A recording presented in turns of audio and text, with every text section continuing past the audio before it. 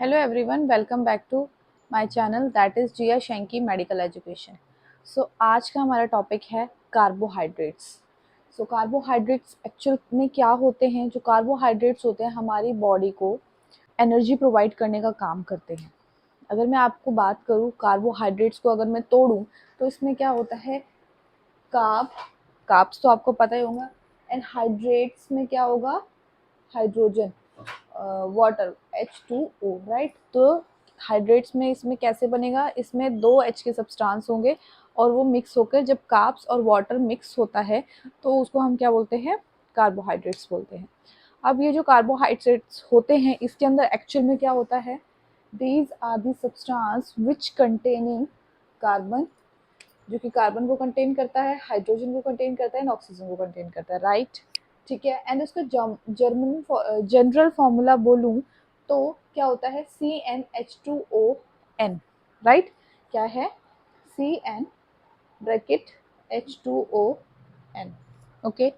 उसके बाद देखिए सारों का नहीं होता है, कुछ का अलग भी होता है, कुछ में सब्सटेंस भी ऐड हो जाते हैं, अलग से ग्रुप्स ऐड हो जाते हैं, ठीक है। पर मोस्ट ऑफ द कार्बोहाइड्रेट्स का ये फॉर्मूला रहता है। अगर इसकी क्लासिफिकेशन की बात करूँ तो चार क्लासिफिकेशन में, चार ग्रुप्स में डिवाइडेड रहता है, ठीक है। पहला है इसका मोनोसेक्राइड, ठीक है। क्या है पहला? मोनोसेक्राइड। सेकंड है disaccharide. Third oligosaccharide. Fourth one polysaccharide, right. अब ये जो मोनोसेक्राइड होता है क्या होता है? ये एक सिंपल शुगर होता है, राइट। अब सिंपल शुगर है मतलब इसमें क्या होगा? वन शुगर का पार्टिकल होगा। अब ऑलरेडी वो वन शुगर पार्टिकल है, राइट, तो हम उसको तोड़ नहीं सकते हैं, तो इसीलिए लिखा है only one sugar and we can not be further hydrolysed into a smaller units, और इसको स्मॉलर यूनिट्स में हाइड्रोलाइज नहीं किया जाता, तोड़ा नहीं जा सकता। सेकेंड है डाइसेक्राइड। डाई वर्ड से ही पता लग रहा है दो मॉलिक्यूल, ओके। सो दो मोनोसेक्राइड, जब टू मोनोसेक्राइड्स आपस में मिलते हैं उसको हम बोलते हैं डाइसेक्राइड। अभी जो डाइसेक्राइड होते हैं ये क्रिस्टलीन होते हैं, ओके। ये क्रिस्टलीन होते हैं, ये वाटर सॉल्युबल होते हैं, इनका टेस्ट बहुत स्वीट सा होता है, मीठा टेस्ट होता है इनका। एंड उसके बाद ओलिगोसेकेराइड की बात करूँ तो ओलिगोसेकेराइड में मोनोसेकेराइड्स के कंपोनेंट्स कितने होते हैं? 3 to 10 होते हैं। जब 3 से लेकर 10 के बीच में मोनोसेकेराइड्स आपस में एड ऑन होते हैं उसको हम बोलते हैं ओलिगोसेकेराइड। और उसके बाद पॉलीसेकेराइड। पॉलीसेकेराइड में क्या होगा? जब ग्रेटर देन 10 मोनोसेकेराइड्स आपस में कनेक्ट होंगे उसको हम बोलते हैं पॉलीसेकेराइड, ओके। एंड इसको हम क्या बोलते हैं? इसका एक और नाम होता है जिसको हम बोलते हैं glycans on the complex carbohydrates, right, glycans. उसके बाद देखिए इसके इनके फर्दर सब डिवीजन के बारे में बात करें तो देखिए सिंपल शुगर मैंने आपको बता ही दिया, एक शुगर मॉलिक्यूल होता है। अब ऑलरेडी एक है तो उसको हम नहीं तोड़ सकते, तोड़ना मतलब हाइड्रोलाइज नहीं कर सकते। So only one sugar, we can not be further hydrolysed it into a smaller units, okay। जो simple sugar that is a monosaccharide, ये दो टाइप में डिवाइड है। एक होता है एल्डोसिस, एक होता है कीटोसिस। मतलब क्या है? जब मोनोसेक्राइड के पीछे ये ग्रुप ऐड हो जाते हैं तो अगर एल्डोसिस का ग्रुप ऐड होगा तो वो एल्डोसिस मोनोसेक्राइड होगा, अगर कीटोसिस का ग्रुप ऐड है तो वो कीटोसिस मोनोसेक्राइड होगा। अब इसके एग्जांपल्स में बात करें तो एल्डोसिस में आता है glycoaldehyde, glucoaldehyde, okay, erythrose, ribose. And ketoses में आता है dihydroxy acetose, okay, erythrulose and ribulose, okay. इसके बाद डाइसेक्राइड। अगर डाइसेक्राइड में बात करूँ तो वही सेम, दो मोनोसेक्राइड जब ऐड होंगे तो वो डाइसेक्राइड बन जाएगा। ये क्रिस्टलीन होते हैं, वाटर सॉल्युबल होता है, इनका टेस्ट बहुत मीठा रहता है।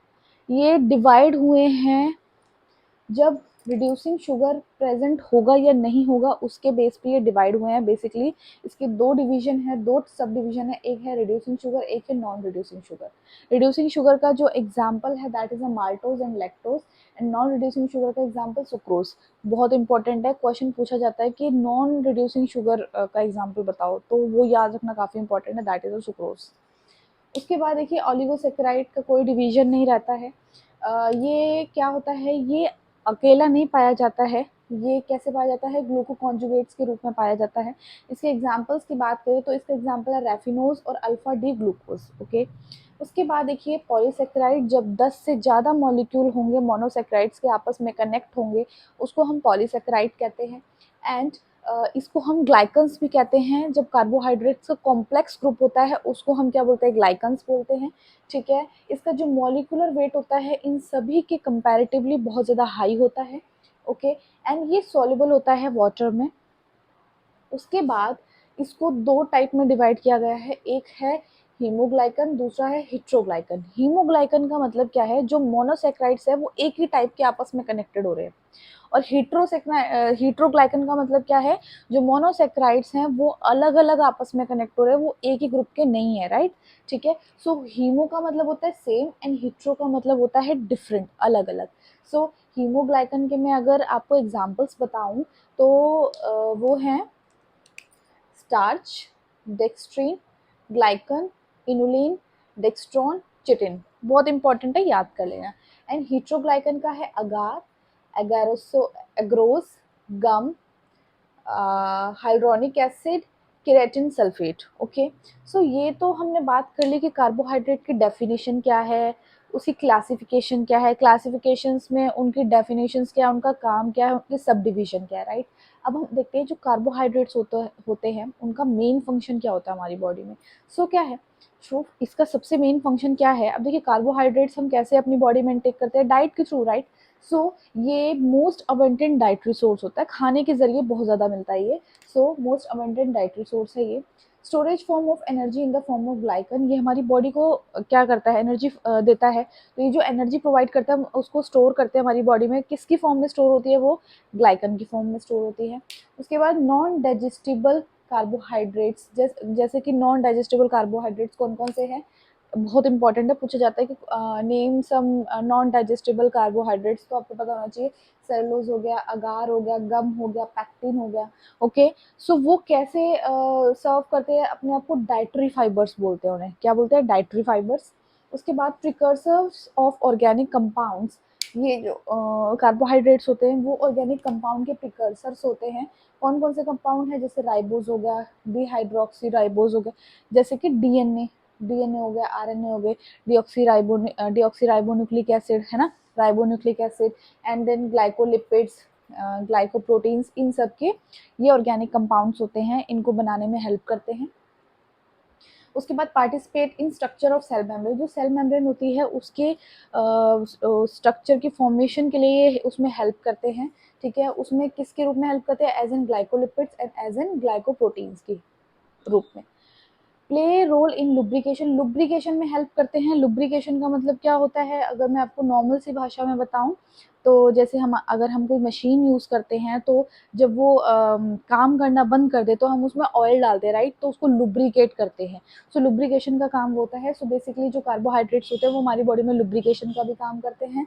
ठीक है, and cellulose intercommunication and immunity का भी काम करते हैं। ठीक है, उसके बाद इन्वॉल्व इन डिटॉक्सिफिकेशन, हमारी बॉडी से जो टॉक्सिन सब्सटेंस है उसको न्यूट्रलाइज करने में हेल्प करते हैं, उसको डिटॉक्सिफाई करने में ये बहुत ज़्यादा हेल्पफुल होते हैं। तो ये था आज का हमारा टॉपिक कार्बोहाइड्रेट्स। इसमें हमने क्या पढ़ा, कार्बोहाइड्रेट की डेफिनेशन क्या है, इसका जनरल फॉर्मूला क्या है, बहुत इंपॉर्टेंट है, काफ़ी बार एमसीक्यूज में आता है। उसके बाद इसकी क्लासिफिकेशन पढ़ी, चार तरीके की होती है, monosaccharide, disaccharide, oligosaccharide, polysaccharide, right. उसके बाद उनकी सब डिविजन पढ़ी। सो मोनोसेक्राइड में एल्डोज एंड कीटोज आ गया, राइट, एंड डाइसेक्राइड में reducing sugar and non reducing sugar आ गया, बहुत इंपॉर्टेंट है। पॉलीसेक्राइड में हीमोग्लाइकन हो गया एंड हिट्रोग्लाइकन हो गया, हीमो का मतलब सेम, हिट्रो का मतलब different, right. And then functions में इसके हमने हेल्प के बारे में बात करी तो सबसे ज़्यादा हमें डाइट के थ्रू मिलता है, हमारी बॉडी को एनर्जी प्रोवाइड करता है, सेल मेम्ब्रेन की फॉर्मेशन में बहुत ज़्यादा हेल्प करता है, राइट, बॉडी को डिटॉक्सिफाई करने में भी बहुत ज़्यादा हेल्प करता है। सो ये था आज का हमारा टॉपिक। अगर आपको ये वीडियो हेल्पफुल लगा हो तो प्लीज़ मेरे चैनल को सब्सक्राइब करें, that is Jiya Shanki medical education, और लाइक करें एंड शेयर करें। और अगर कोई डाउट है तो आप मुझसे कमेंट में पूछ सकते हैं, I will definitely answer you, and please support woman empowerment. Thank you very much.